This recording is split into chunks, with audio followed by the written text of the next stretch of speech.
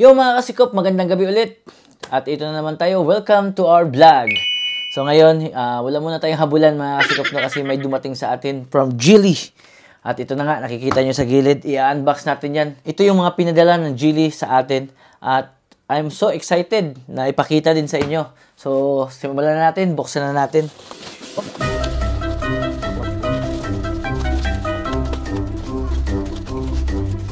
Grabe, sabay-sabay na yung daming pinadala sa atin ng Geely. Yan. So, ayan, meron tayong helmet na dumating. Dalawang box yung dumating sa atin.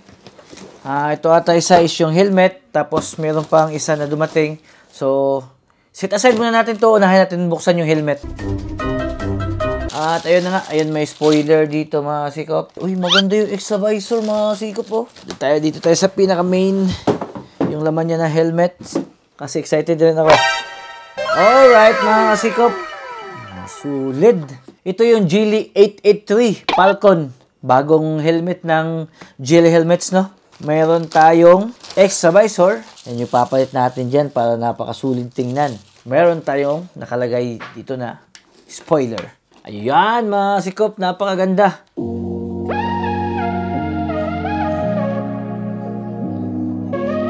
Yeah. So, check natin kung anong laman dito sa loob. Yung isa.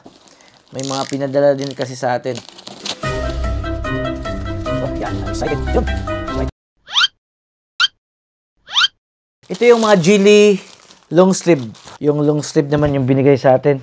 Hintay-hintayin natin kung sinong mabibigyan natin ito, no? Pamimigay natin to sa mga top followers natin dyan. Large size, large size. Alright, ayan, no? Napakaganda ng forma. Astigan ng mga sikop. At ipamimigay pa rin natin yan sa ating mga top followers dyan. Abang-abangan nyo kung kailan natin pamimigay ito. At yung pangatlo mga kasikop is long sleeve pa rin na Sphinx. Medium naman to mga kasikop, no? Buksan natin yung iba. Wow! Ito yung pinakasulid. Ang Geely GP10 na motorcycle intercom. Ito yung pinakabago nilang dumating mga kasikop, no? Ang SRP nito is 4,799. Yung gagawa tayo ng video nito kung napakasulit bang gamitin. Abang-abangan nyo yan.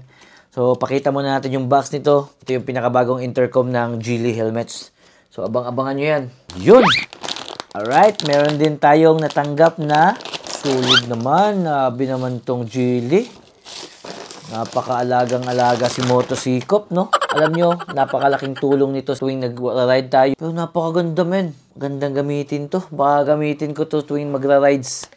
Sulit, oh. Ayun, oh. Alright. Balot na balot from Future Eyes, auxiliary spotlight na ginagamit natin sa mga motor from Future Eyes, no? I-unbox natin to, i-review natin to kung paano ba to gamitin. Kasi hindi ako mahilig sa mga auxiliary lights, pero wireless na switch. Kalain mo yun? Ngayon ko lang nalaman yun, mayroon palang wireless na switch para sa mga ganitong auxiliary light na ginagamit. Ay, yung mga nakita nyo like helmets, Future Eyes, Sphinx, ilalagay ko mismo sa comment section. Yung store niya sa TikTok, pwede nyo puntahan yan sa TikTok, no? Pwede kayong bumili dyan sa Geely Helmets PH. So, hindi kayo ma-scam yan kasi legit yan mga sikop, no? Na account nila sa Geely Helmets Philippines. Sa susunod na mga video, abang-abangan nyo yung pag-unbox natin ito, no? I-unbox natin yung Geely Helmets na intercom.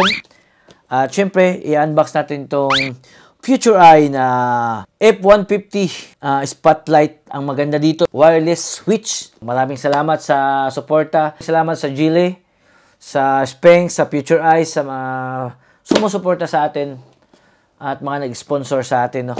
So, kung wala kayo, wala tayong mga ganito at wala tayong pamimigay sa ating mga followers.